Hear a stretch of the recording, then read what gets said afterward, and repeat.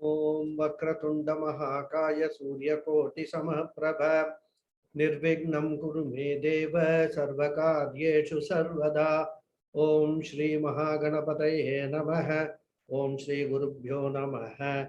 Harihi Om Sadashiva Samarambham Shankaracharya Madhyamam Asmadacharya Paryantam Vande Guru Paramparam Asmad Gurubhyo Namaha. Shruti Smriti Purananam Alayam Karunalayam Namami Bhagavadpadam Shankaram Loka Shankaram Shankaram Shankaracharyam Keshavam Badarayanam Sutra Bhashyakatau Vande Bhagavantau Punah Punah Ishvaro Guru Ratmeti Murti Bheda Vibhagine Vyomavad Vyapta Dehaya Dakshina Murtaye Namaha Shri Medha Dakshina Murti Swamine Namaha Om Sahanavavatu Sahano Bhunaktu Sahavidyam Karavavahai Tejasvinavadhitamastu ma vidvishavahai. Om Shanti Shanti Shanti. Harihi Om Shri Gurubhyo Namaha. Harihi Om. Namaste once again, all of you. So we were seeing the qualities of a Jivan Mukta, a liberated person who is liberated in this life itself while living. And in fact, before we go into continue from the where we left off in the last class, I just want to clarify one point, just to avoid some misunderstanding, possible misunderstanding.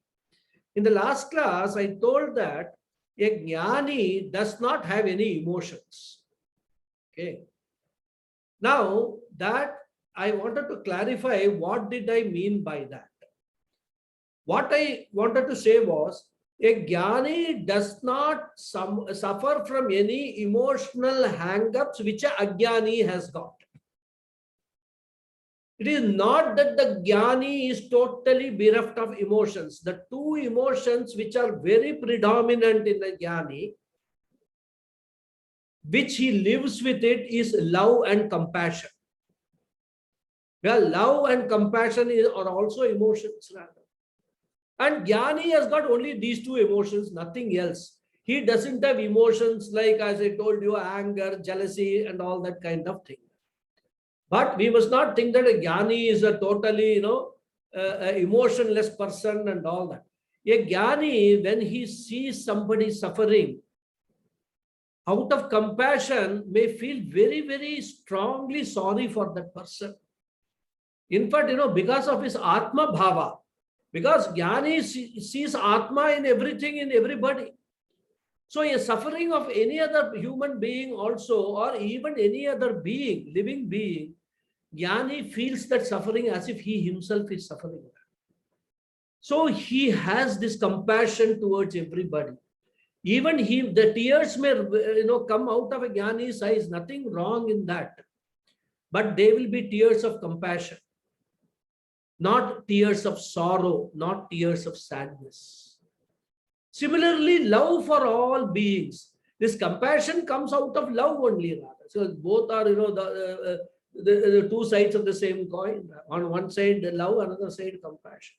So I just wanted to clarify, in case somebody has misunderstood, that the jnani has emotions, but these are love and compassion for every being equally. It is not that the jnani feels, okay, this fellow is my student. He has studied with me for a number of years.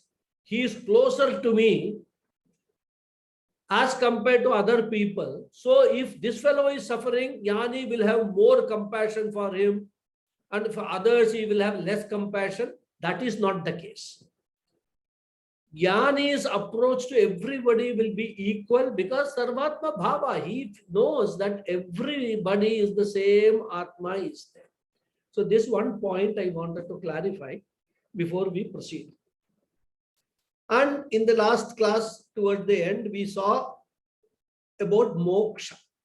What does the liberation means? Who is a liberated person? And what are the benefits of this liberation? Which is something which it's only a repetition. It's only reminding ourselves what we saw right in the beginning, maybe in the first, second, third class or something like that. What are the benefits of this Tattva Bodha? And those benefits put together is what we call moksha. So those benefits we saw, last class we saw was Vidyananda Praptihi, which is the gaining, sorry, first was the, this thing, what that, Jignasa Nivritti. Okay. The curiosity to know, curiosity to get all the questions about life, this world, God, everything answered. Once you have this self-knowledge, all those questions are automatically answered. What is this all about? The relationship between Jiva, Jagat, Ishvara, everything we understand. So, to that extent, that curiosity, that ignorance, or you can say gap in the knowledge is complete. And because of that, there is a Vidyananda Prapti. There is a happiness which is generated out of gaining this knowledge. Well, any time, by human nature, as I told you, we cannot actually, tolerate any ignorance. And when that ignorance is gone, there is a happiness. So ignorance goes by getting knowledge. So that knowledge brings its own happiness. And that is called Vidyananda Prapti. And here, the Vidya that we have got is the most important Vidya for our entire life, which is the Vidya of the self, Atma Jnanam we have got. So that is the second benefit that we get because of Atma Jnanam. Third one we saw was Karpanya Nivritti. I'm just repeating in briefly what we saw right in the beginning, just to bring the whole thing to a closure. So Karpanya Nivritti here was what? Freedom from desperation. And often Ajnanis suffer from desperation, which is a very great stress generating emotion. Somebody has told that he will come and meet, he or she will come and meet at a particular time. It is half an hour, 1 hour gone. This person has not come. This meeting was very important. You become desperate. You keep calling that person where he is, why he is late, and things like that. Suppose somebody in our family has gone out, is supposed to come back by a certain time, doesn't turn up for a long time. Again, desperation. You know what has happened? When you get this self-knowledge, when you understand a lot of things which are at the background of this self-knowledge, understand means not only at the intellectual level, assimilate that understanding. For example, the next topic which we are going to see is law of karma. If you understand that law of karma very well and assimilate it, then this desperation and all will go away. Automatically, you will never ever think of anything bad. You will always think something good to. If a person is late, you will think that that person must have had a good reason for being late. It doesn't matter.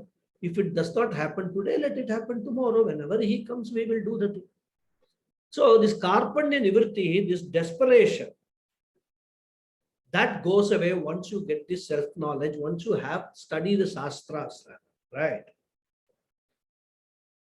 And we no longer need to depend upon external sources for our happiness, because we understand that we are happiness Swarupa, Ananda Swarupa Aham Asmi. My very nature is happiness. So why should I actually take happiness from outside? It will be like a sun trying to borrow sunlight from some other source, light from some other source. Isn't it? Sun doesn't need any light from any other source.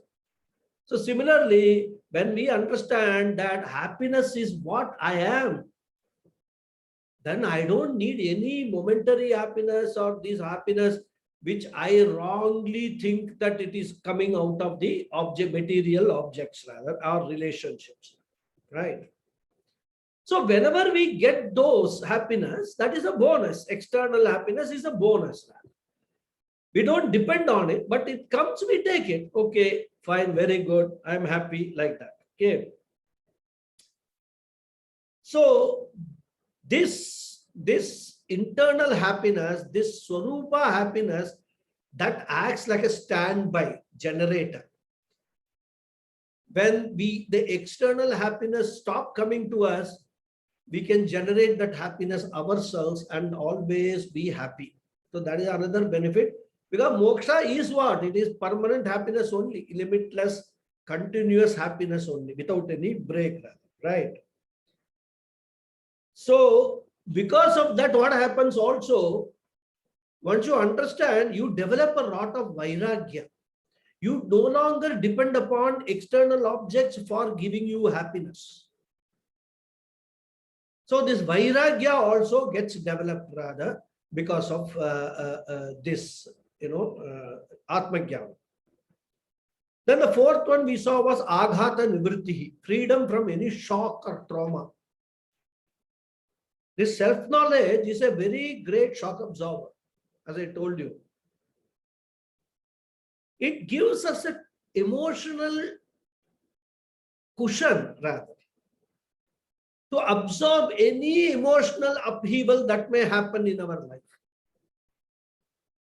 Looking at everything, perceiving everything objectively, not getting carried away by the emotions attached to it.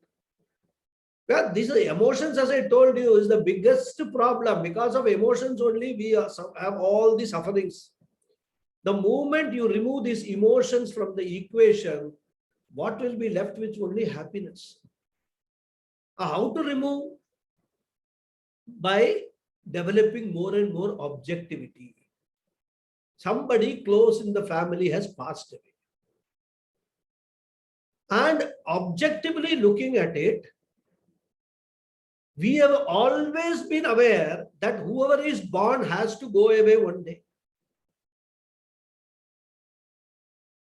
Till that person is living, whatever needs to be done for his continued or his or her continued living, we have to do. No doubt about it. But when that final event comes, by being emotional about it, by crying and wailing and beating your chest and all that, is that person going to come back? He's not going to come back. That's the end of the story for him.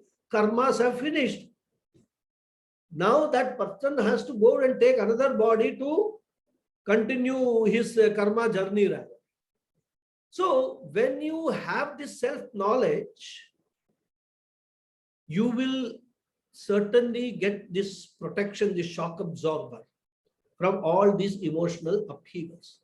Even when the person was living and when he was suffering, just to give you an example, this jnani will have a lot of emotions in terms of compassion for that suffering jiva.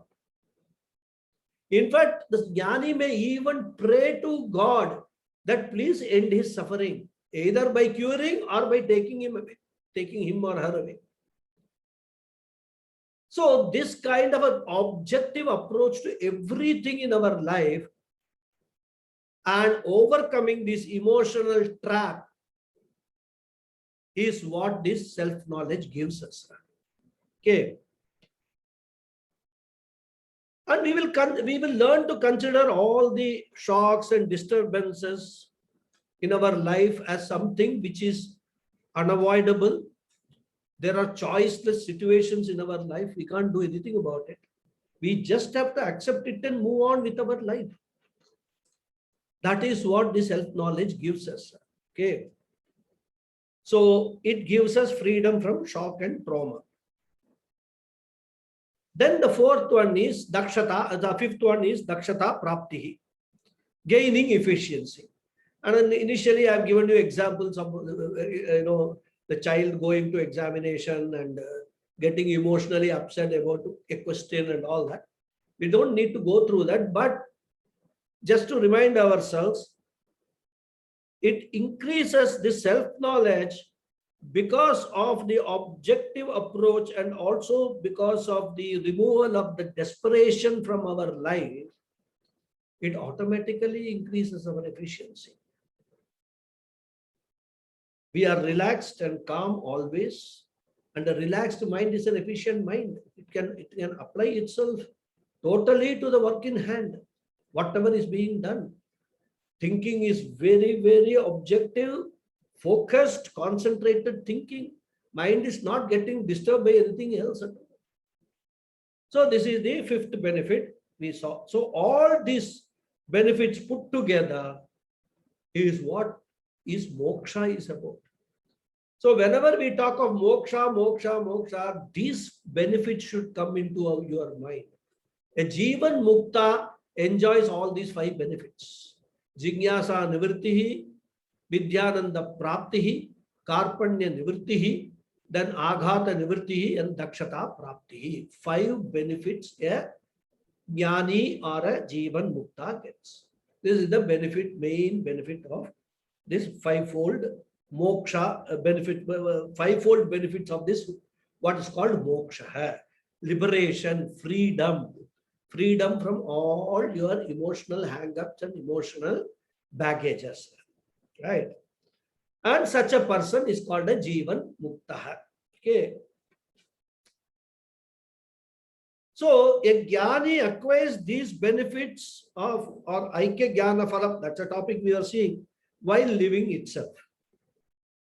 But then the next question would be, that's fine, I understand, but what happens to such a person when he dies? When on the death of that Jnani, what happens? This is the question. So the author deals with that question also. He says, Brahmaivam ahamasmi iti aparoksha jnanena nikhila karma bandha vinirmuktaha syat. So aparoksha jnanena, we saw the meaning of aparoksha jnana in the earlier class. By the sheer power of this self-knowledge, aparoksha jnana, knowledge about your own self, what your real self is, what your nature is. By the sheer power of that knowledge, what does that knowledge say? Brahmaiva eva aham. Aham brahmasmi. Knowledge. I am not this body, mind, sense complex. Aham brahmasmi. That knowledge. I am Brahman alone. It is not that I am also Brahman. That is not self-knowledge. The self-knowledge is I am only Brahman. That knowledge, once he gets, what happens? That Nikhila karma bandha vidir muktaha syat. Nikhila means entire or complete. Vinir muktaha means becomes totally free. Completely free. From what? Karma bandha, all, these bondages which are arising out of papa and punya. This is what happens when the Jnani, at what we say is, attains samadhi. We don't say Jnani dies. Because if we understand a Jnani has understood himself to be Brahman, then there is no question of death for him.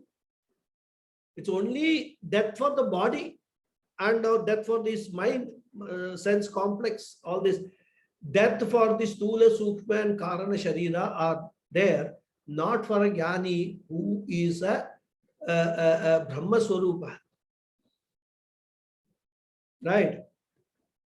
That can be there only for this temporary wobbling body, right? Or the wobbling mind, or the confused intellect. All these things only die, right?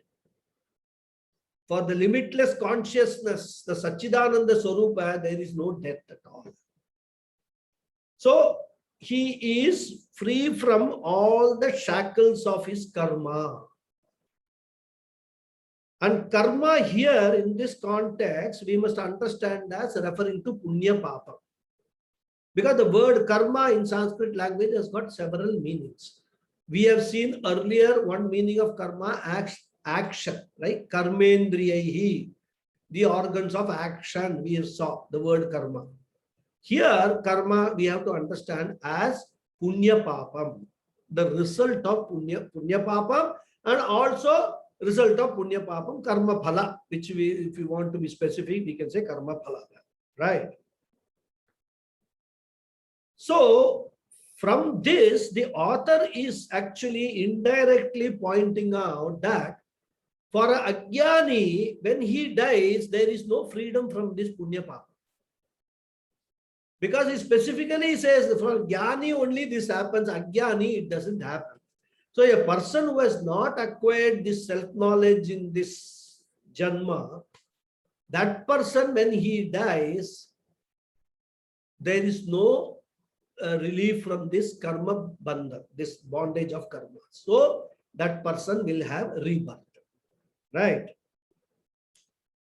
So let us understand this a little bit carefully, because this is very, very important from the next chapter point of view. So as I told you, these karmas here means the punya papa. And these punya papams are the ones which are responsible for the next birth.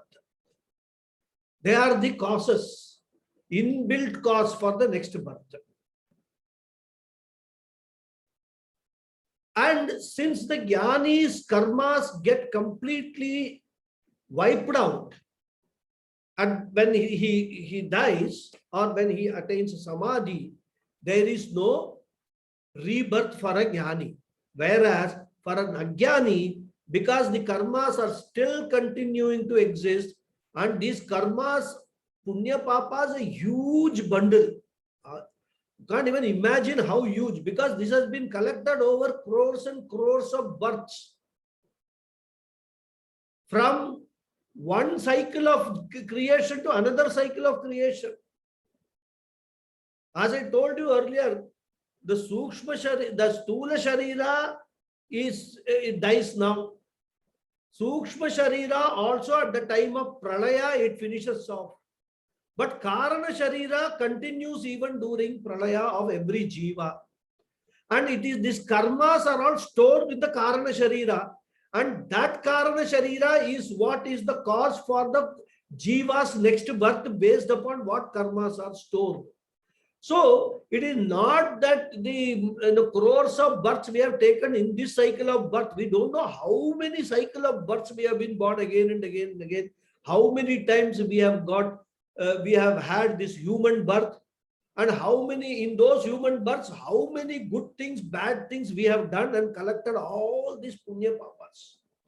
Huge bundle. So for a ajnani, this continues, this process continues. Whereas for a jnani, that entire bundle is finished. No more karmas for a jnani. Okay. Jivan mukta. That is the word that was used, right? So he will not take another body. He is freed from assuming another body. And this freedom from acquiring another body is called videha mukta. So a Jivan Mukta while living becomes a Videha Mukta when he attains Samadhi, when his body falls. Since there are no karmas, because in the case of an Ajnani, what happens? When the physical body falls, then the Sukshma Sharira, the Karana Sharira and the reflected consciousness, they travel. And they take another body based upon the punya papas. Since for a jnani, a jivan mukta, this entire karma bundle is completely destroyed. There is no point in the sukshma sharira and the karana sharira and the reflected conscious to travel. Travel for what? Doesn't know where to travel. What is the destination? In the case of an Ajnani, destination is known. Destination is hard coded in the Karana Sharira. For a Jnani, Karana Sharira is also gone. What is the destination? Where will they travel? So there is no travel involved for a Jnani. So no rebirth. That's what we have to understand. Okay. So Videha means freedom from body. Deha means body, you all know. Videha means Vigata Deha. Matlab, it is, sorry, Hindi is coming in between. Means, he is freed from taking another body now. Right? So a Jnani while living is a Jivan Mukta. After attaining Samadhi, he becomes a Videha Mukta. So this is total Mukti, total freedom. Because even when he is a Jivan Mukta, the current Janmas, karmas are continuing. So those karmas may bring in some happy moments or even some very, very distressing experiences for the Jnani, which we have seen actually. Ramana Maharshi suffering from cancer, Pujya Swamiji, Dayanand Saraswati suffering from kidney failure, almost very regularly, every alternate day going on dialysis and all. It's such a pain they have undergone. For them, there is no pain. But when we see, we are pained because of their suffering. Being Jnanis, they know that, this is a karma, what I can do. They take it. I have to go through this. Till this body is serving its karma term, there is no escape for me. They understand that and then remain calm. They don't get, desperate about it. They remain calm. So that is what is the difference. So at the time of Videha Mukta, even those things are gone. So no body, no more suffering. And then Videha Mukta merges with the Lord. That is what we say is moksha. Okay, final moksha. Just like a river merges into an ocean, the river doesn't lose its water. It just gets merges into the ocean and continues as the ocean water, isn't it? The river, as a river water, it loses its identity, but it continues as the ocean water. Similarly, a Jnani is this reflected consciousness, goes and merges with the original consciousness and continues as the original consciousness. That's all. All the reflection is gone because the reflection medium is not going to be there at all. So the reflection also, where will it reflect? It will not reflect anywhere. So that is how the microcosm gets merged into macrocosm. The individuality gets merged into the totality. That's all. Nothing. And this is what we call in Puranas and all. There's so many kinds of muktis and all they talk about, Sayujya Mukti, Salukya Mukti and all that. They're all just a more, romantic presentation of this very same concept. For the sake of common man, all Puranas romanticize all this knowledge and then present it so that at least they will get some idea and they will be put on the dharmic path. That is the purpose of this Puranas. But when we have come to Upanishads, when we understand what this is all about, there is no question of any Ishvara or anybody. Ishvara is what? Totality is Ishvara. And I am Ishvara, Tattvamasi. Then where is the question of any actual merging take place? It is not that, like in the films they show that there will be one small light, it will just go and go to the sky and get merged. Nothing like that happens. It's all figurative speech. Merger, becoming one with, because we were never different. Even today, we are not different from the totality. Only thing is we are unaware of that, that's all. So this merging and all that, these phrases that we use or words which we use, they are all used in figurative sense. A Jnani knows that. So there is no question of any merging or anything. Becoming one means what? Already one, knowing that I am one is becoming one. That's all. It's only a question of knowledge which is gained about this oneness. Okay. So this is all called Ishvara Prapti. Here are so many words we use in our culture. So now the author has introduced a new word. What is that word? Akila karma bandha vinirmukta hai, he said. Right? Now this word karma has come suddenly. He has not used this word anywhere in the chapter in the earlier lessons. First time he is using this word karma. So obviously student is curious, what is this karma that you are talking about? Okay. So he feels that he needs to explain this karma, what this karma means.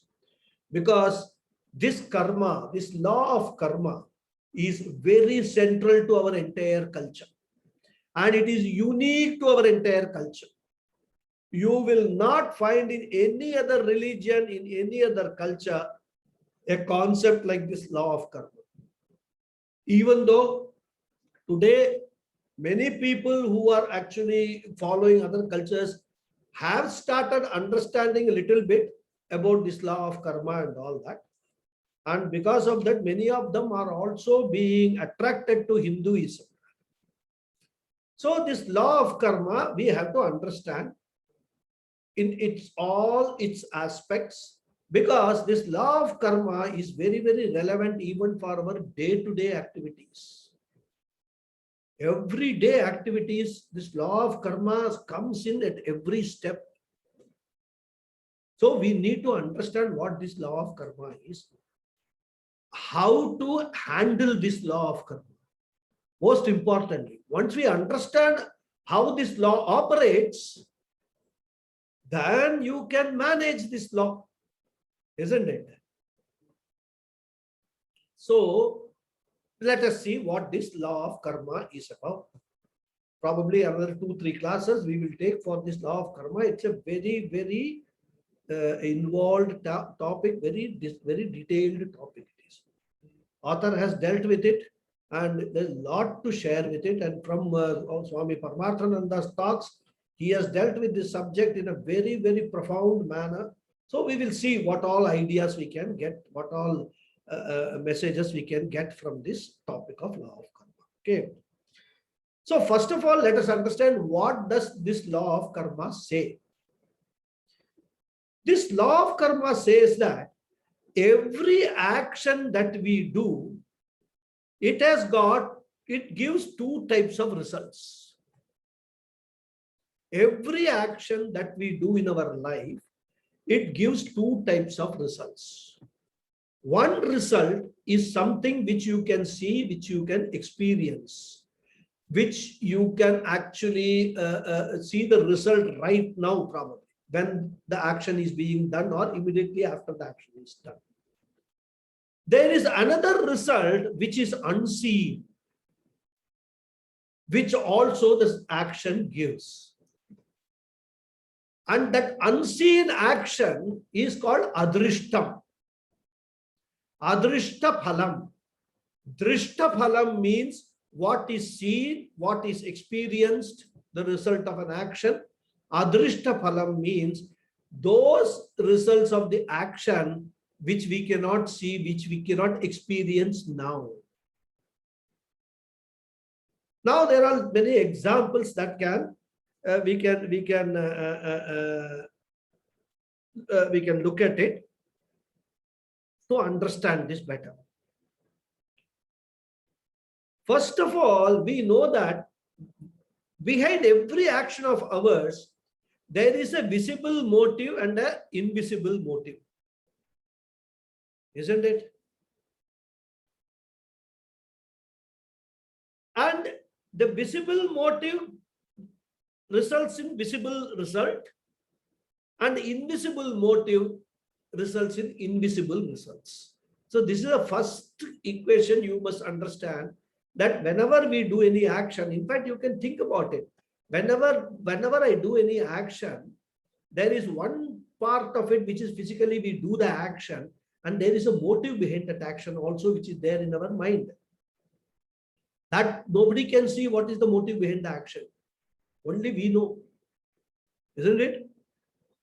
Sometimes some people can probably infer, but still, lot of actions may appear to be very, very, charitable actions, but the motive may be totally different. So the person who is doing the action only knows what his motives of doing any particular action is. Other people cannot make it out. But the visible motive will be very clear to everybody. Okay. So this drishta phalam and adrishta phalam depends upon this action and its motive. The drishta action and adrishta motive behind that action. Okay. And based upon the motive of our action, it gives either a negative result or a positive result. And that negative result or the positive result is what we call papam and punyam respectively. Very simple to understand. Okay. Suppose I'll give you an example, and this is an example quoted by Swamiji also. I am walking on a footpath. Now I'm walking on the road. There is no footpath actually. Okay. I am walking on the road. Narrow road. Lot of traffic is there on that road. I mean, a typical Indian road. Those people who are all in the West don't start imagining a road like what you have got in Canada, US and all that, or UK. A typical Indian road in a small town. I am walking on that road. Coimbatore is the example where I was. There was such a road, in fact. Lot of traffic. Unless you are careful, no footpath or anything. Unless you are careful, somebody will hit you and go away. So there is such a road and I am walking. Suddenly, somebody pushes me from behind and I fall down flat on my face and break my nose, bleeding. What will be my reaction? I will immediately get very angry, isn't it?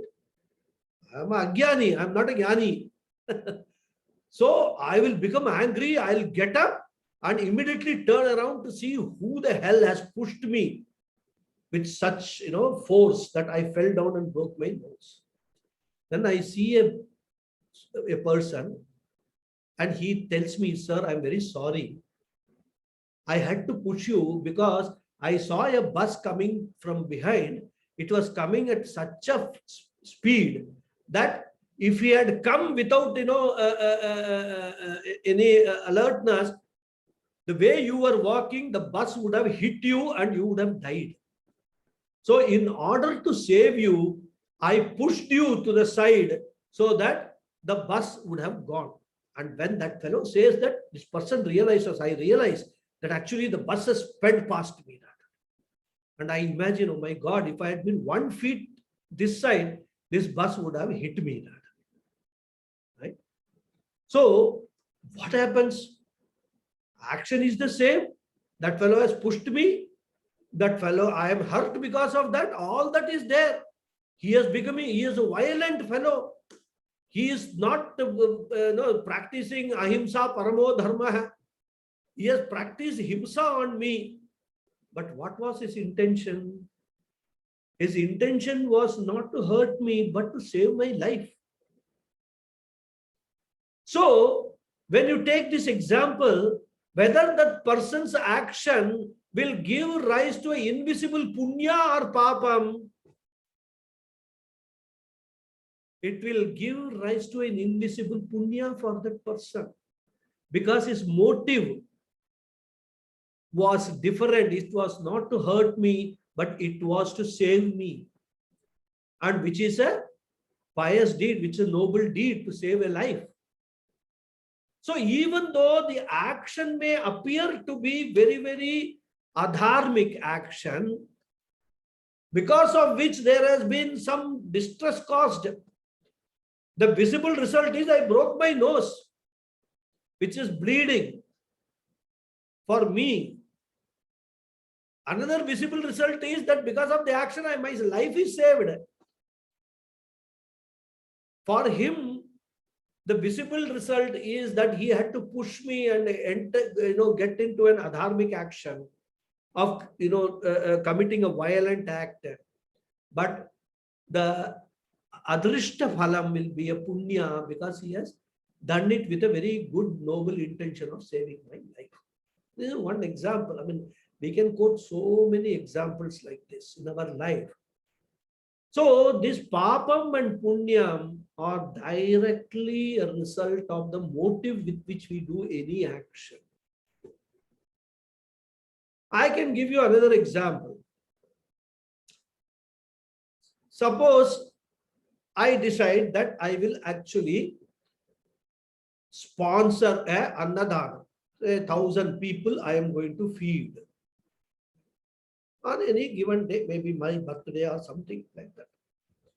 I'm going to feed. So I make all the arrangements and feed 1,000 people, especially in COVID times when you have to maintain social distancing and all. You can imagine how large a place will be required, right? So I hire that big place, big ground with social distancing. People are all 1,000 people sitting, and food is cooked, very good food. All poor people, once in a while only they may get such a chance to get a good food and sumptuous food meal, sumptuous meal. I feed them, right? And that was all my this thing. I have fed them because I feel that this is like a charity. It's a noble deed. Shastras tell me that you should do this annadana. I have done it. What is the visible result of this? The visible result for me is that whatever expenses this has I have incurred, my bank balance has gone down to that extent. Isn't it?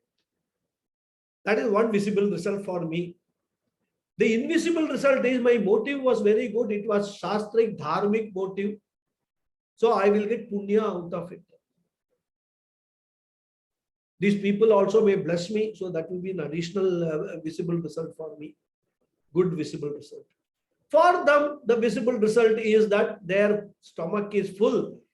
Mind is very happy that, after a long time, we got such a nice food. And they will go back happily. So that is their visible result. Because action has been done by me, not by them. They only eat it. So like this, we can see so many examples. So what we have to keep in mind whenever we are doing any action is we have to be mindful of the motive with which we are doing the action. Irrespective of what the action is. I mean, very prominent example we can look at it is a surgeon's example. I'm sure there are a few doctors here. Lataji, you are a doctor, no? You are a doctor. What about Surekaji? Are you a doctor? You are not. Okay. So there are doctors. Doctors perform surgery, right? What do? They cut the body with no guarantee that the patient will come out alive. Huh? Remember that. If a doctor performs a surgery and the patient dies on the operating table itself, can the doctor be accused of a murder? Never. Unless, of course, these days jurisprudence is taking negligence, blah, blah, and all that is there. But the doctor, whenever, if it's a genuine doctor, because these days we have got different types of doctors also, a genuine doctor, when he performs a surgery, he performs a surgery with the intention of saving the life, using his skill and his knowledge. So whenever he is cutting the patient or, creating with blood is coming out and all that, they will not be considered as a adharmic action at all, because his motive is very clear that it's a dharmic action. He will get punya for that. Even if the surgery is not successful, that action of the doctor will gain him punya. Whereas the same thing we cannot say about the dacoit who goes around with a similar kind of a knife and killing people, for looting them. We can't say the same thing. Action remaining the same. Cutting people and making them bleed. One will get punyam, another will get papam because of the motive behind it. So we must actually understand that what causes punyam and papam is not the very action itself, but the motive behind the action. So we must always, if we want to earn more and more punya, we must do everything in our life, all actions in our life with a pure noble motive. And what is that noble motive? Help others, relieve other people from their distress, whether it is it's a small rat or whether it is a huge giant, whoever it is. So with a noble motive, if we do all our actions, there is no question of, even if you do a wrong action, any papa coming to us. This is a fundamental of a law of karma we need to understand. Okay.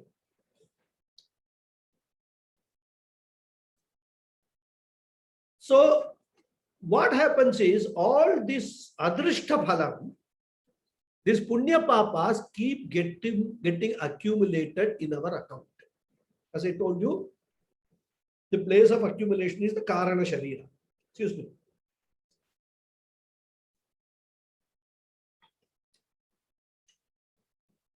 And what happens? These adrishta punya papa may either give us their result immediately in this life itself, or they will give results in our future lives. Whatever be it, even if it is a life of an animal or life of a plant, anything, still we can get it in the future life, the result of this punya papa. They go on accumulating in our account, both punya and papa, right? And punya will result in favorable or good experiences in future, and papa results in unfavorable or sorrowful, miserable experiences in future. So whenever we have today happy experiences or favorable experiences, or contrarily, we have unhappy experiences or miserable experiences, we must understand and correlate to our past punya and papa. We must never ever think that so and so has caused me this problem. All the problems that are caused in our life are our own doing. It is our past action. We don't remember them. But whoever needs to remember, Ishvara remembers all that. The whole record he can access. Karana Sharira, he can access the full record. He will see what this fellow has done in the past life. Even today, whenever we are doing any action, are we doing it with awareness of the motive behind the action? We don't. We do the action at the spur of the moment. We say so many things, hurt so many people, enter into argument. Because ahimsa is not only at the physical level. You can cause ahimsa at the mental level also. That's what we call in the Liga also trauma, mental trauma. People go to psychologists and all that. So you can cause ahimsa even at the emotional level. You can make a person cry. What will happen? You will get the result of that. The more that person cries, the more papa gets added to your account. And that will come back to you at some time when you will be, crying. And that fellow is now crying because of his previous papa.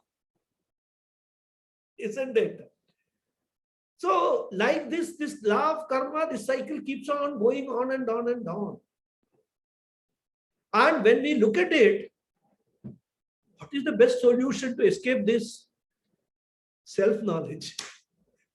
Get self-knowledge, get rid of all this papa punya business once and for all. No more papa punya. Akila karma bandha vinurmuktaha become. That's all. But as long as that doesn't happen, we will have to keep on suffering. Whatever we are enjoying in this life, past punya. Whatever we are suffering, past papa. That's all. As simple as that.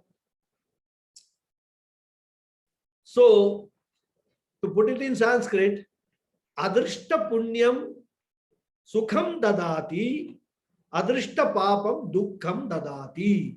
Those who know a little bit Sanskrit can understand. So I've already told all this in English, just Sanskrit. Okay. So now the question is, how long does this punya papam take to mature?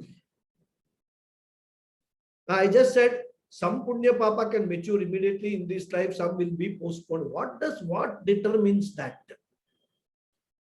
When this punya papa will mature, so that at least I can be careful. Whenever it is going to come, I know in advance, so I can prepare myself.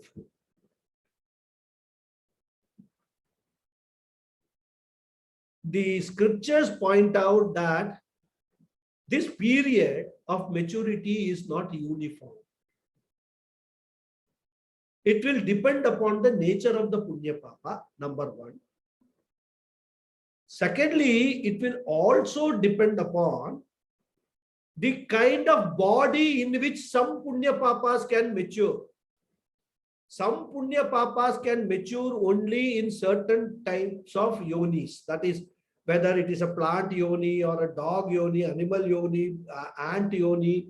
In that only certain punya papas can be, the results can be delivered by the law of karma. So till that comes, those punya papas will be lying in the account, unmatured, dormant. Then when that thing comes, so everything has to come together. One is the correct body, right type of body for the punya papa to mature, and the punya papa to mature also, that time, that incubation period should have been over. In fact, they are all connected. Once the incubation period of certain kinds of punya papa is over, is when we get the another body for exhausting that punya papa. When we will see the detail little later when we talk about sanchita karma, prarabdha karma, and agami karma and all that. So this we have to understand that there is no Shastra doesn't define that this punyam will last for 3 months and then it will give result, nothing like that. We don't know when these punya papas are going to mature. Some punya papas may mature immediately also. Like you do a good deed today, tomorrow something good happens to you. It could be because of this. That also we cannot correlate. Which pleasure we get or which happiness or good favorable experiences we get because of what punya we have done, that correlation also we cannot do. That correlation only one entity can do, Ishvara, who is a karma phala data. Okay, so that is another point that we need to inform, right? And it is, it's just like seeds. For example, we sow different types of seeds. Not all seeds will sprout at the same time. Some seeds may sprout very, like papaya seeds. You sow them, within a week or 10 days, they will sprout. A coconut plant, you sow the seed for years, for 2 years, 3 years, the sprout you cannot see. So it is just all these punya papas are nothing but like seeds sitting in our karana sharira. So depending upon their nature, they will sprout whenever they have to, their time incubation period is over. Okay. So this duration of fructification will depend upon seed to seed or from karma to karma. So some of these may even be carried forward to the next birth or births rather. It may take few births for these to actually fructify them. Because as in the case of a seed, they require a favorable climate, a favorable condition to sprout, isn't it? Similarly, these punya papas also require a favorable condition and all those conducive atmosphere for them to sprout and give results. So this unfructified, some of them, as I told you, will be fructify in this Janma itself. So this unfructified punya papas at the end of the fall of the body, which is a big bundle, because unfructified means what we have not yet exhausted till this birth. Well, the previous birth also we must have exhausted some. This birth also we must have exhausted some. So the unexhausted punya papa bundle is what is called sanchita karma. So sanchita karma means the unexhausted bundle of all punya papas earned till the end of the fall of the body, till the end of this life. That is called sanchita karma. It is just like fixed deposits we create in the bank, right? Fixed deposits is a very good example, in fact, for all sanchita karma, prarabdha karma, agami karma, everything. So it's like fixed deposits. They are not matured, they are there, but it is your account only. You can always see that fixed deposit, at least you can know what is the balance, how many fixed deposit, what's the balance there. Here we cannot know that. That's the only difference. So that is called sanchita karma. Sanchita means basically accumulated. The word sanchita means accumulated, right? So all the punya papas gathered in this life and the past lives put together, minus the punya papas which have been exhausted in this. Actually speaking, very easier way to understand is the punya papas which were accumulated at the beginning of this birth, right? Minus the punya papas which we have actually exhausted in this birth, plus the punya papas which we have acquired in this birth but which we have not exhausted. That total is the sanchita karma for our next birth. This is how we have to understand. It's almost time now. We'll stop here and continue with this karma topic in the next couple of classes. Okay. Om Purnamada Purnamidam Purnat Purnamudachyate Purnasya Purnamadhaya Purnameva Vasishyate. Om Shanti Shanti Shanti. Harihi Om Shri Gurubhyo Namaha. Harihi Om. Thank you very much, all of you. Raghuji, I have a question. This has been the question for me since I read Law of Karma. It talks about the travel of Shukshma Sharira and Karana Sharira. Swamiji also gives, we don't know where it is. What does it mean by that? I mean, is there an answer in the Shastra? Is there, first of all, that's my first question.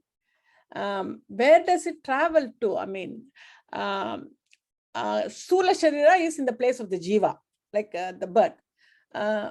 Where is, I mean, this has been my question. I'm sorry if I asked you the question. I am not able to know. As per the Shastra, it travels to a loka called Pitri Loka. What about Karana Shariram then? Karana Sharira, all of them go to that Pitri Loka only. Together. Kind of the hang around there. Consciousness. Sorry? Including reflected consciousness. See, one more thing that you must understand is that this Sukshma Sharira, Karana Sharira cannot exist without a body. Yes. So what happens is, even though they lose this body, which is now in the Bhuloka, after death, they actually assume another body which we cannot see, because that body is required for their travel. That reflected consciousness is required. A medium is required.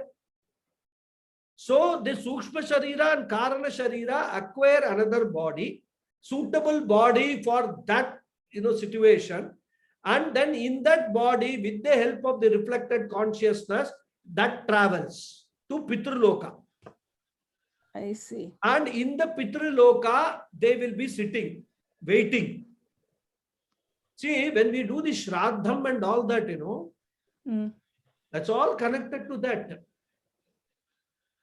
Because in Loka and all, they won't get any food like what we eat here. All this Samayal Sadam, no, what we eat very fantastic. Appa when the Pitru is waiting to get a new body, depending on the karmas it did. The body in the Bhuloka. Ah, okay. You must have, whenever we talk of bodies, we must actually correlate it with the Loka also. Because the bodies in the Bhuloka are not the same as the body in the Pitruloka. Yes. Or body in the Devaloka, body in the Brahmaloka. They are all different types of bodies. Okay. So the Bhuloka body, for that to get, it is waiting. The Pitris are waiting. All these. Oh, I see. That's what I meant. Yeah. Okay. Okay. I see. So that is what it is. They are waiting. No. Guruji, one question.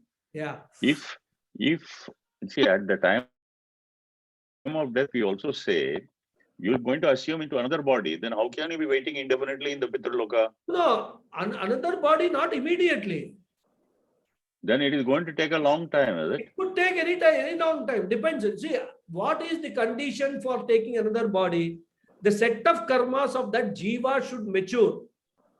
Okay. Out of the sanchita karmas, there will be a set of karmas which will be ready to mature for the next birth. I will tell you about that next class. That is called prarabdha karma. Okay. It is just like a fixed deposit maturing, correct? You get converted into cash, but not all fixed deposit will mature at the same time. Depending upon whenever you have put the fixed deposit, it will mature. So till such time that bunch of karmas come up for their maturity, that Sukshma Sharira, Karana Sharira will wait in the Pitruloka, like a railway station, till the train comes. Some train may come immediately, some train may get 24 hours late. Like that, it can happen. So we don't know that. So that is. Sorry.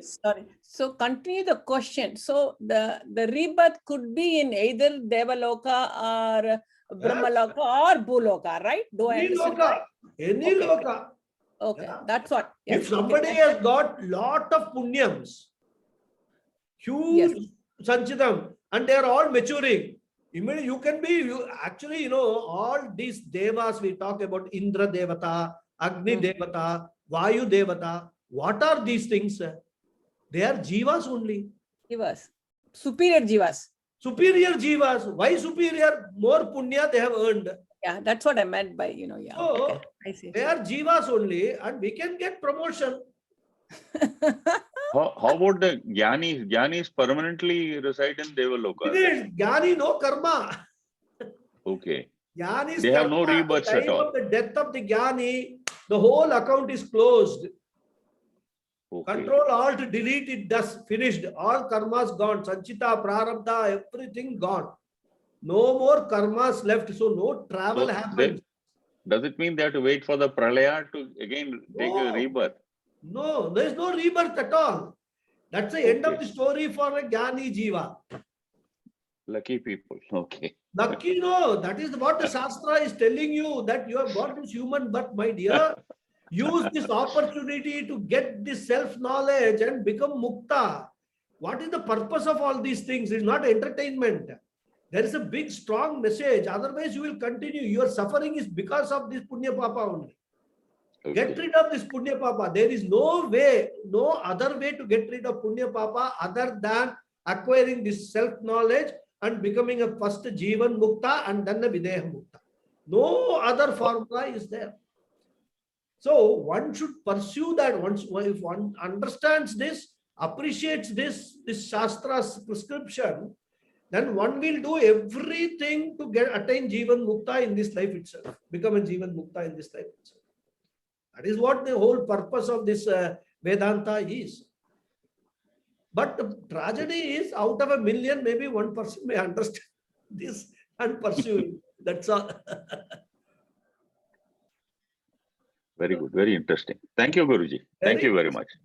You see, full law of karma, what are the benefits, what are the corollaries? I will talk about all those things.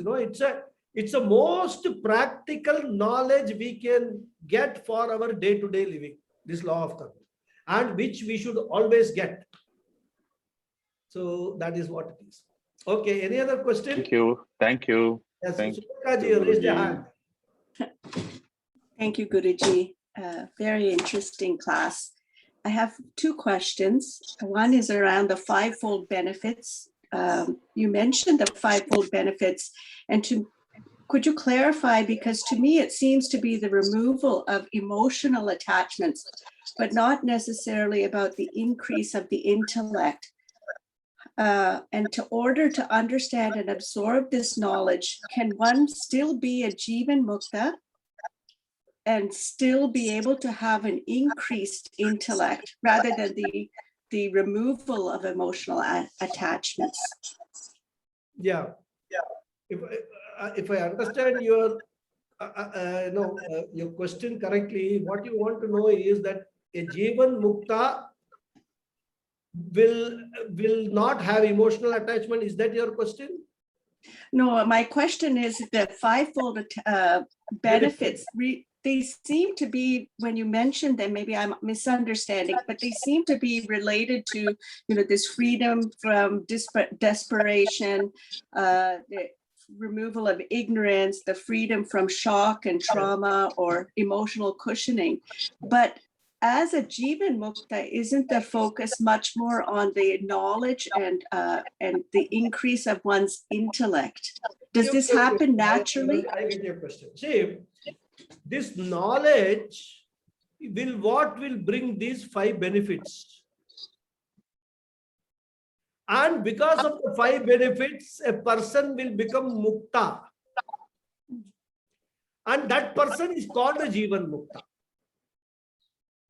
See, how do we, let us just analyze, how do we actually get trapped into these emotional problems?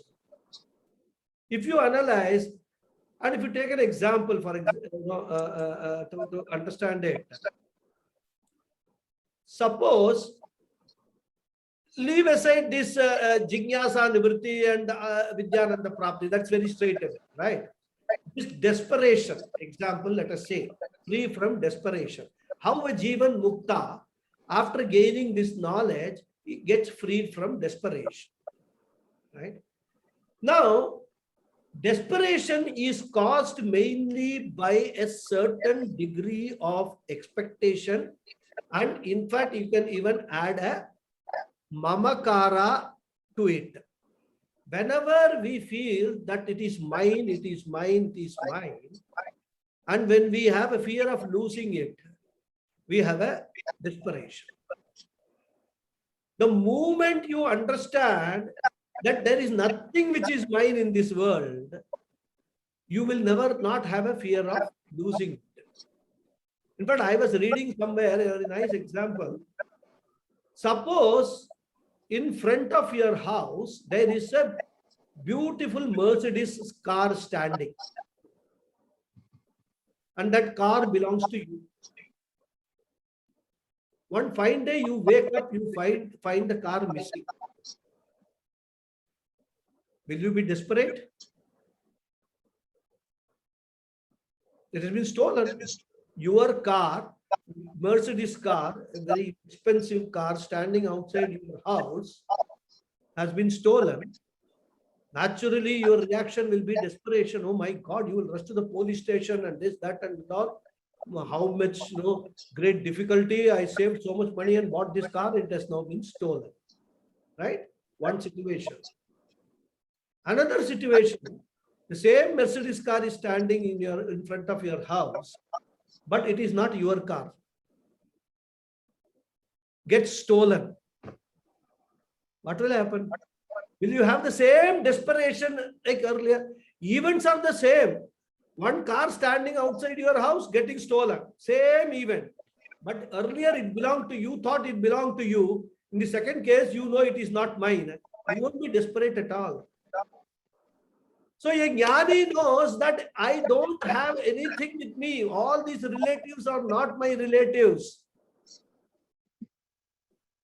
Because all this is coming out of our samsara, this bondage, all these relationships, ownership, mamakara, ahankara. Ahankara example also you take. Suppose you are walking on the road and you hear somebody shouting, "Hey, you idiot fool, come here." And you for a moment think that you are the person who is being addressed. And what you do? You immediately angrily turn around. Say, who the hell is calling me idiot and fool? And you see that one person is standing there, but he is addressing somebody else. Where will be your anger gone? Finished. No anger. Why did you get angry? Because of your ego. Right? A jnani has no ego. Jnani has no property, doesn't consider anything of his own. No ahankara, no mamakara. The moment you get rid of ahankara and mamakara through this knowledge, because of this knowledge, you become a jivan mukta. So the mechanism of doing that is not that the knowledge is, like some light burning and all that. You are right. Intellectually, you first have to understand what this knowledge is and what it can lead to. And that's why initially itself we are told, Viveka, Vairagya and all that, Mumukshutvam, everything we have to follow. We have to develop those qualities. But eventually, what they lead to complete liquidation of this ahankara and mamaka.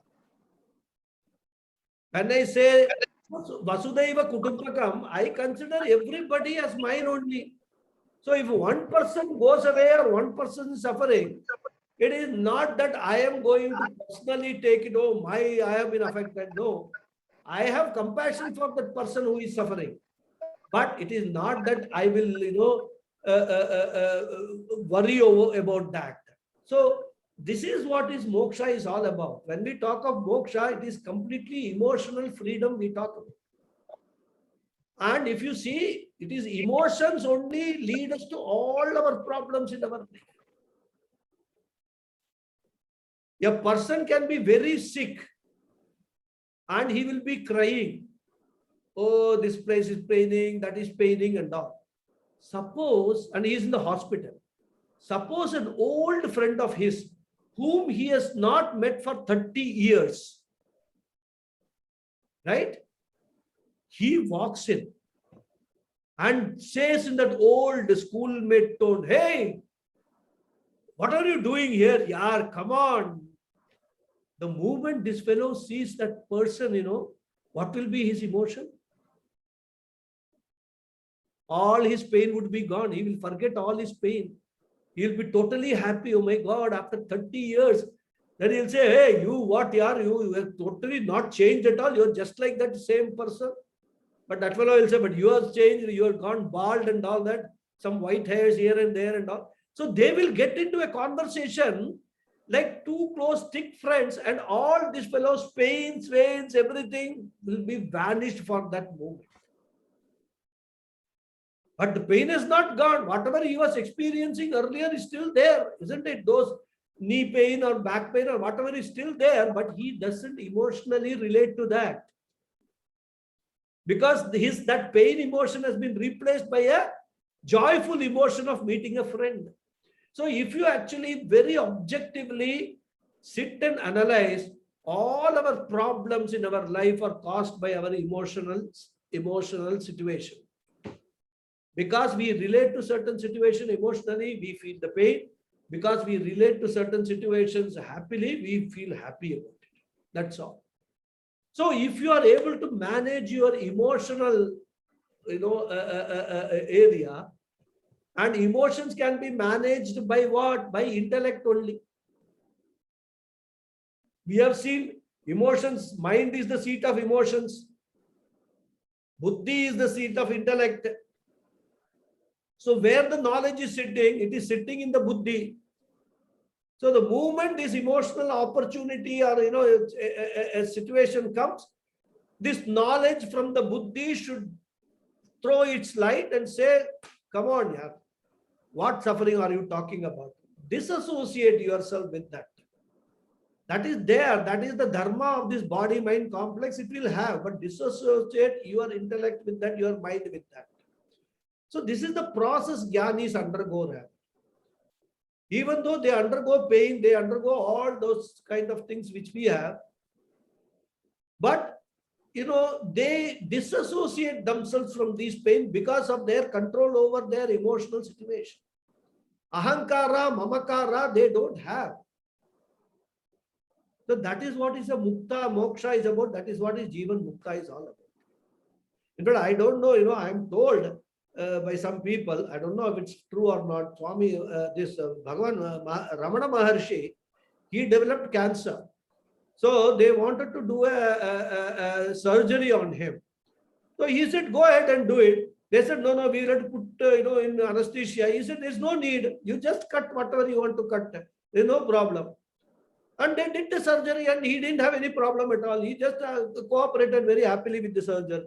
This is, I'm told, I'm not sure if it's a true story or not, but it's a story which highlights what a Jivan Mukta is, what is emotional detachment with this body-mind complex is, even when they are existing. So that is how we have to understand that. This entire moksha and, this self-knowledge and all that. I hope I have answered your question. Second question. Yes, thank you. You answered the question. The second question is on the law of karma. And my question is, rather than trying to earn punya and reduce papa in this life, should we not be thinking just of motive and what needs, but rather think about what needs to be done? And this then also helps us to reduce this idea that we are the doer, but not that we are the doer, but that we are only the instrument. Then we won't have this this bundle of punya and papa. Is this a correct understanding? Absolutely correct understanding. So that is why if we do not want, see, the karmas can give one more result. And that is where karma yoga comes into the picture. If you do these karmas with the attitude of Ishwara Arpana Bhava and Ishwara Prasada Bhava, then that karma yoga attitude, you do all your karmas with karma yoga attitude, then it will lead to chitta shuddhi. It will not give you punya papa. Because whatever you are doing, you are keeping Ishwara in your mind and offering everything unto him. Nothing is mine. Even what I am doing is yours, Ishwara. So you are disassociating all the results of that karma from yourself. So your understanding is perfectly okay. That is karma yoga. That's again a big topic, karma yoga topic, which I think we discussed a little bit in one of the earlier classes also. So that is why when you do those karmas with that kind of an attitude, without any selfish motive, that's what is called selfless karma. Do the karmas, but selflessly, lead to chitta shuddhi. More chitta shuddhi will bring you more and more nearer to self-knowledge because of the purity that you are gaining in your mind. So it's again a linked process rather. So because you cannot come to jnana yoga without karma yoga. You cannot have karma yoga without bhakti. So all these things are interconnected. Bhakti, karma yoga, jnana yoga, everything is interconnected. And prayers is one of the most important aspect of bhakti. In fact, I think whether she's there or not, one of our students, Premaji, had requested me to talk about efficacy of prayers, which I will be covering in this. I told her I will cover it as part of law of karma. But we must understand that there is nothing called bhakti yoga, that with bhakti you can get moksha, nothing like that. Where on the other hand, bhakti is required throughout our life. And what is bhakti? Reverential attitude towards everything, everybody else. That is bhakti. Whether it is God or whether it is human being or whether it is an ant, bhakti towards everybody, a reverential attitude. Holding everything else, including ourselves, in high esteem in our mind. It should start from us. We should not have a low esteem about ourselves. We are a wonderful creature. God has made us as a wonderful creature with all these complete paraphernalia, cannot be duplicated by anybody. Only God can duplicate it. We are fortunate to be born a human being. So what is there to have a low esteem? We should have a highest esteem. But that should not convert into pride and arrogance. There's a difference between esteem and pride and arrogance. That should not get converted into that. But there is no need to have low esteem about ourselves. Everybody, only those who have a high esteem can reach these levels of Atma Jnana. So from that itself, this is a whole process rather. It's not a 3-year crash course or something like that, or 1-month crash course. It's a whole life process. Unfortunately, when we began our life in this Janma, there was nobody who told us about all these things. Nobody was there to guide us about all these things. Even our parents did not know any of these things. Their parents did not know any of these things. This whole thing has been sort of, short-circuited somewhere in the last, maybe, I don't know how many years. But luckily for us, some of us at least have got an opportunity to pick up the thread and at least know what it is and work somewhat towards that goal, Once we are in this path and we pursue this path, then Shastras assure the destination is assured. That Parama Padam you will get. If not in this birth, in the next birth. Any birth you will get. And as you said, if we have this attitude, then these Punya Papas which are there, those Punya Papas will not get accumulating. If we have the Karma Yoga attitude and do everything with that. So no fresh Punya Papa. We only have the bank balances. It's like a retired person. He doesn't get any more salary. Right? Whatever he has saved is still there. But then that we can exhaust in one shot by gaining this self-knowledge in this Janma itself. Or we continue this spiritual path Janma after Janma till that time when we actually get this knowledge, assimilate it and abide in that. Then in that Janma we will lose it. But the advantage is we won't be accumulating fresh ones if we have that kind of an attitude. Yeah. Yes, Hariji. Unmute yourself. Yeah. Hari Om. Hari Om. We were talking about the emotion of a Jnani. The very fact that he is teaching the students, that itself is out of his emotion because he feels sad that his students are struggling out of the ignorance. Yeah. One aspect of the Jnani is compassion. Compassion and to see that we all get liberated and come out of this ajnana or ignorance. Exactly. That is why he is teaching us. Exactly. Very true. Very true.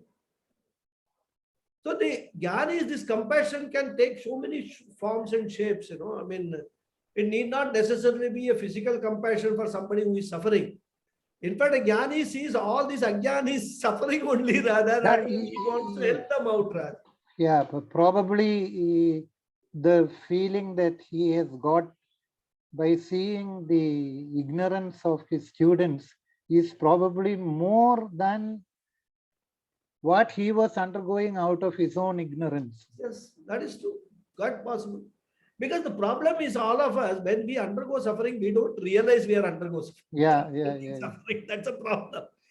So that is what, and when we see other people also. And see, the other thing is that all this knowledge is meant only for teaching, not for, propagating it amongst our friend circles and all. Because you cannot afford to say, oh, you are suffering because of your past karma. You deserve it. If you say that, it will be very, very, I would say unethical on the part of any person. So that we can start that empathy, that, compassion outlook right from, we can practice it. Anybody who is suffering, yes, in our mind, we know that this suffering cannot be ended by anybody because he or she is experiencing the effects of the past karma. But that need not be told on the face to that person. You can do whatever you can to reduce the suffering or relieve the person from the suffering. to the extent possible, which includes prayers also. So we need to be a little bit circumspect whenever we discuss these Vedanta topics amongst people and all, right? You don't go to a house where some death has occurred and say, oh, that karmas are finished, so that's why this fellow is dead.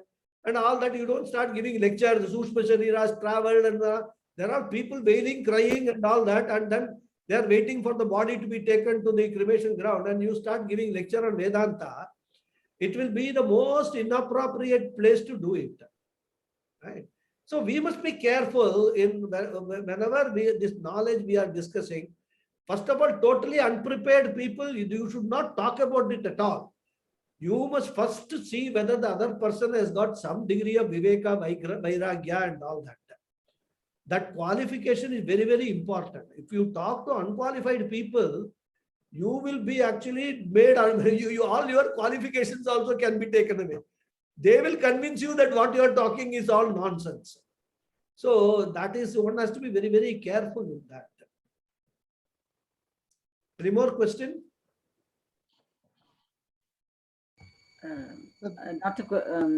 Just I have a short question, Guruji. Thank you very much for the lovely talk again. I was thinking performing surgery is much more easier than imbibing this knowledge. But I've also heard, I think probably, I'm sorry if I heard from you, but I'm thinking I've heard from somebody else. Gyani has no more rebirths, but then by his own will, with the intention of helping the other people, he can take rebirth by will. Is that No. That is actually, I don't know how you have heard. The process that happens is, Gyani knows that he is Ishvara, right? And Ishvara can take avatara, like Krishna avatara, Rama avatara, and all that which we have seen in all this. So when we are talking about a Gyani taking a rebirth, it is not the Gyani, because Gyani has no more existence as a Gyani, as an individual. He is a part of the total, and the total is what? Ishvara. And when the Ishvara actually takes avatara, you can call it Gyani taking avatara. That is how we have to interpret it rather. In fact, in Bhagavad Gita, Adi Shankara has started the Bhagavad Gita Bhashyam with an introductory Bhashyam called Upodghata Bhashyam. There he actually explains all this entire creation, what happens, how avatars happen and all that. Because the avatars are not rebirth. Avatars are not born because of punya papa. Ishvara does not have any punya papa, isn't it? So avatars, as you say, born out of the will of Ishvara. That yada hi dharmasya glanir bhavati bharata dharma samstha tadatmanam srijamyaham. I will create myself. Paritranaya sadhunam. Why creation? dharma samsthapanartham sadhunam vinashaya cha dushkritam. Dharma samsthapanarthaya sambhavami. So this is the avatara sloka of Bhagavad Gita. Incidentally, I just want to make an announcement. First time I am making. I am planning to start Bhagavad Gita classes from the 24th of July, which is a Guru Purnima day. Okay, so by that time we will be finishing. I was about to send you a message asking when you are starting it. Thank you very much. So 24th July, we will see whether we can finish it by 11th July or something like that, or maybe 18th July. If it is 18th July, then we will continue with Bhagavad Gita. But if it is a 1 week gap is there, I will try to finish it by 11th rather. There's a 1 week gap will be there. 24th July, we will start Bhagavad Gita classes. Same time, Guruji. Making the announcement and inviting the registrations and all that. So that process is on. So very soon you will hear about it. Right? Timings will be the same, Guruji. Timings, I am thinking of changing it to 6 to 7 instead of 7 to 8. I don't 7. know how many people, because I tell you why I'm trying to do that. There are a lot of people in Nana Nani, in Coimbatore, they are also interested in Bhagavad Gita. And 7 to 8 is their dinner time. So they have been requesting me that, you are keeping your classes at such a time that even Tattva Bodha, they have not been able to attend, many of them interested because of the timing problem. So what I was thinking was that it will be on Saturdays, but we'll keep it at 6 to 7 like the Vishnu Sahasranamam classes rather we have. And I will also I will make it a point to circulate the video recording same day itself. Right. So that if somebody is not able to attend the class, they can same day view the video recording at their convenience. So that is what I'm thinking now, because there are some people from Singapore also approached me. 7 to 8 means for us it is 9:30 at night, and sleeping time and all that weekdays. So I have to manage everybody's convenience, those who are interested, basically. So I don't know how convenient it is going to be for Sita Raman. Saturday 6 to 7. No, that's what I was about to say. 7 to 8 is ideal. But then if it is the general demand, it's okay. 6 or 6, I'll manage. So you manage. Some classes you may have to miss, but then you won't miss the classes, the teaching. You will get the video recording in any case. But whenever you can possible to attend, you can attend the physical classes also. Where physical classes give us an opportunity for this satsanga, that is the biggest advantage of the physical presence in the class. So, yes, Hariji. Acharya, these videos of Tattva Bodha which you have posted in YouTube, it will be there for some more time? It will be there till YouTube removes it. Okay. There is any time limit? There is no time limit. I think there is a space limit. But then if that whatever space that they are giving now, if that is exhausted, I will buy the space rather. It's not a problem. So I expect those recordings to be there permanently as long as I am maintaining it. Okay. So it's not a problem. Yeah. Another thing, this now today that you are teaching us law of karma and all. These are given in the same way in Swamiji's Tattva Bodha book, or these are some of the things which you are talking about Puja Swami Dayanand Saraswati? Yeah. No, I don't think so. It is given in the same way. As I told you, I am following a more later Paramathananda's version. Because you see, my own spiritual journey started with Tattva Bodha, listening to these recordings of Swami Paramathananda's talks on Tattva Bodha. And that is what actually inspired me to get into this. So those knowledge, is all there, and I actually liked it. And I felt that, many people, very simple way, he has explained a lot of things. Honestly speaking, I have not seen Puja Swamiji's Tattva Bodha. I have not read the Puja Swamiji's Tattva Bodha book at all. So I am following, okay, good. I am following this. But Puja Swamiji would have certainly, because law of karma has been discussed by the author of Tattva Bodha itself. So Puja Swamiji would have certainly dealt with, whether in the same way or in a different way, he would have certainly covered it. No, it is there. But like what you have been telling, that. Actually, I don't know. I have not read his book rather. So okay. I will have to get hold of a copy of that and find time to read it also. Because my whole week gets, the Sanskrit classes, preparing for this, preparing for Vishnu Sahasranam classes and all that. That time goes, and now Bhagavad Gita, if it comes again, that will also, take time to prepare for it. So that way, I don't get any extra time to read anything other than what I'm involved in at this point in time. So luckily, I don't watch TV and waste my time like that.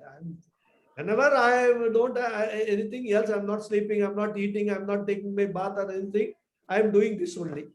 Only thing I do is to keep in touch with the world. I see this, what is that, websites of this, some 2-3 newspapers, this media houses, the Times of India, NDTV and all. I will see that once or twice in a day to see what is happening. Suppose something grave is going to happen, I should know about it, right? So that I see that, this thing. And other than that, my whole time is spent in this.